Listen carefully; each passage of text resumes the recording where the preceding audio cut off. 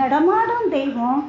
அவர் இருந்த போதும் சரி, இப்போ வரைக்கும் அவர் நிகழ்த்தி காட்டி கொண்டிருக்கிற அனுபவங்களை பார்த்துட்டு இருக்கோம்.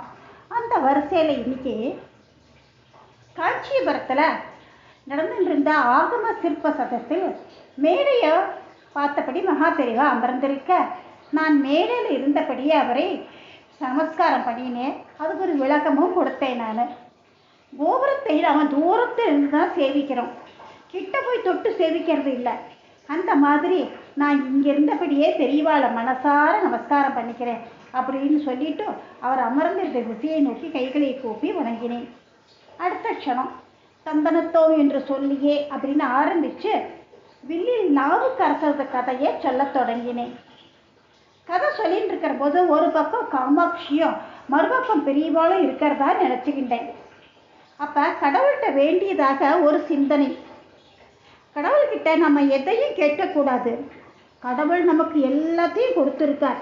காமாட்சி தாயே, பக்தர்கள் உன்னை வணங்க வரும்போது ஏதேதோ கொண்டு வந்து சமர்ப்பணம் பண்ணுறா. ஆனால் நான் உனக்காக கொண்டு வந்திருக்கிறது என்ன தெரியுமோ? இந்த சமூகத்தை பற்றிய, இந்த நாட்டை பற்றிய, இந்த உலகத்தை பற்றிய கவலைகளைத்தான்.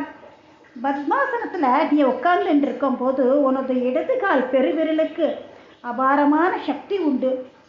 உன்னுடைய அந்த கால் பெருவிரலால் நான் உன் காலடியில் வைத்த கவலை என்பதன் இடையில் இருக்கும் வாவை மட்டும் அழித்து விடுத்தாயே.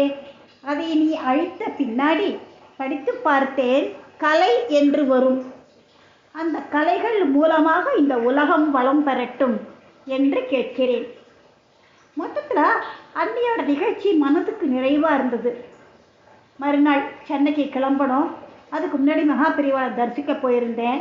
நமஸ்காரம் பண்ணிட்டு எழுந்துட்ட போது அந்த மகான் சொன்ன வார்த்தை, வானாவை அழிச்சுட்டா. அவர் சொன்னதை கற்பூர மாதிரி சட்டென புரிஞ்சு கொள்ள முடியல என்னால். ஒரு சில வினாடிகள் கழித்து தான் புரிஞ்சு கொண்டேன். வார்த்தைகள் ரத்தன சுருக்கமாக வந்தாலும் அவை என்னை மெய்சிலிருக்க வைத்தது. லோகத்தில் இருக்கிற எல்லார் கவலையையும் உள்ள வாவை அழிக்கணும் என்று நான் சொல்ல, லோகக்ஷேமம் பற்றி பேசுறியா? கோவில் இருக்கிற எல்லா ஊர்லேயும் உன்னை கூப்பிடுவா, நீ போய் பாடு. கோவில் இல்லாத ஊர்லேயும் உன்னை கூப்பிடுவா, அங்கேயும் நீ போய் பாடு, அங்கே கோவில் வந்துடும் அப்படின்னு ஆசீர்வாதம் பண்ணி அனுப்பிட்டார் பெரியவா. ஒரு நாள் மகா சுவாமியை தரிசிக்க போயிருந்தேன். அப்போ நீ நிஜமாக சிரிக்கிறடா என்றார்.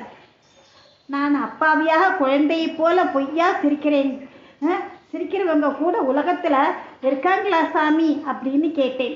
பெரியவா தொடர்ந்தார், நேற்று வந்து பார்த்துப்போ நீ என்ன சொன்ன? எதுக்கு காஞ்சிபுரத்துக்கு வந்தேன்னு சொன்ன? என் டாக்டரோட கம்பவுண்டர் வீட்டு கல்யாணத்துக்காக வந்தேன்னு சொன்னேன். அப்புறம் என்ன சொன்னேன்?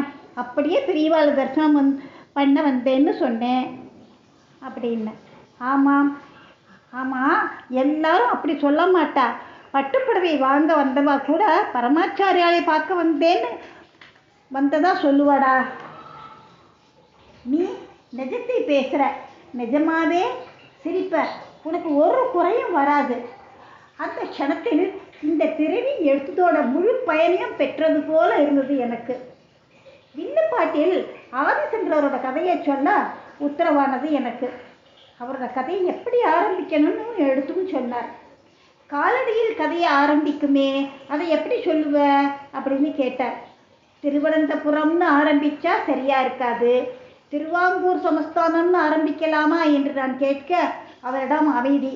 அவருக்கு அதில் சம்மதம் இல்லை அப்படின்னு புரிஞ்சுட்டு. சேரநாடுன்னு சொல்லலாமா? அதற்கும் பதில் இல்லை. ஒன்று பண்ணு, பரசுராம க்ஷேத்திரம்னு ஆரம்பி. அவரது ஆழ்ந்த சிந்தனை என்னை ஆச்சரியப்படுத்தியது. ஒரு நாள் சாயந்திரம் நேரம் பெரியவரை தரிசிக்க போயிருந்தேன். கிணத்தடியில் சிவஸ்தானம் என்ற நினைவு. கிணற்றின் அந்த பக்கம் அவர், இந்த பக்கம் நான். இருக்கிறவாளையே, பக்கத்தில் இருக்கிறவாளையே பார்க்க முடியாத அளவு இருட்டு. அவர் கேட்க கேட்க நான் பதில் சொல்லிகிட்டே இருந்தேன். திடீரென்று, ஏண்டா கச்சேரி பண்ணுற மாதிரி பேசிகிட்டே இருக்கியே, நான் இங்கே இருக்கிறது உனக்கு தெரியறதாடா? தெரியவா உருவம் தெளிவாக தெரியாத சூழ்நிலை. ஓ, நன்னா தெரியறதே என்று நான் பொய் சொல்ல முடியாது. அதே சமயம் இத்தனை நேரம் சரளமாக பேசியவன் தெரியலையே அப்படின்னு பதில் சொல்ல என் மனமும் இடம் கொடுக்கல. நான் சென்னையில் இருந்தாலே என் கண்ணுக்கு காட்சி தருவாயே என்றேன். உடனே அவர் கைகளை உயர்த்தி ஆசீர்வாதம் பண்ணுறதை மானசீகமாக உணர்ந்தேன். இங்கே வா அப்படின்னு கூப்பிட்டார். கிணத்தை சுற்றிட்டு போய் அந்த பக்கம் போனேன். பிரசாதம் கொடுத்துவிட்டு அடுத்து இன்னும் எதையோ கொடுத்தார். அது ஒரு படம் மாதிரி தெரிஞ்சுது. வெளிச்சமான இடத்துக்கு வந்து அது என்ன படம் என்று ஆர்வத்தோடு பார்த்தேன். மகா பெரிவாள் சாந்த ஸ்வரூபியாக பூஜை செய்து கொண்டிருக்கும் அந்த படம் என் வீட்டு பூஜை அறையில் வைத்தேன்.